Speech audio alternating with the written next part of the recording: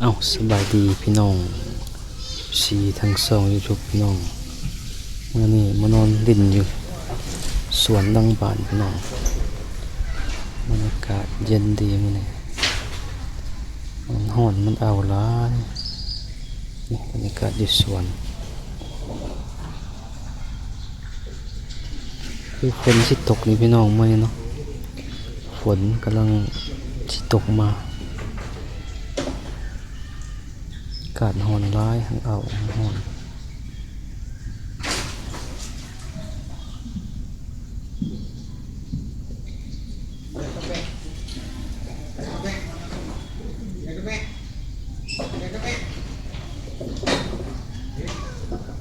ร้อนพี่น้องได้พี่น้อง FC ทุกคนแต่ละคนจังไดแต่ละคนดีมีแฮงบ่สบายดีฝนกำลังสิตกลงมา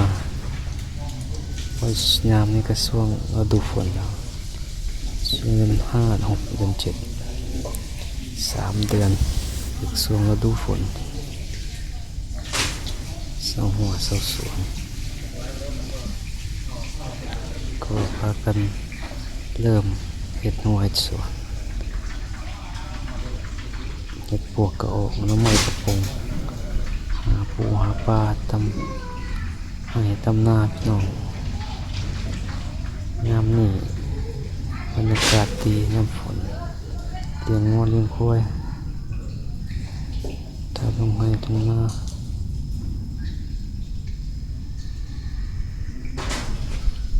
ครับว่าจะสวนพี่น้อง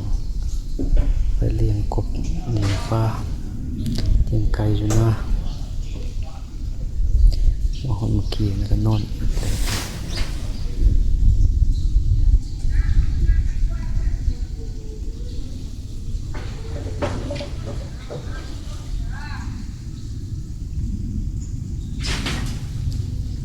ฟ้าห้องอยู่พี่น้อง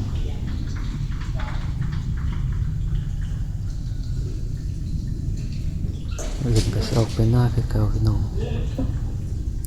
ไปตัดหญ้าสวนยางพารา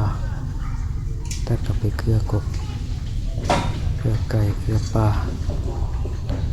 อยู่ให้อยู่หน้าเลี้ยงงัวเลี้ยงควาย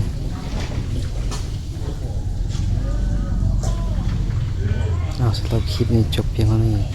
ขอบใจพี่น้อง FC หลายที่ติดตาม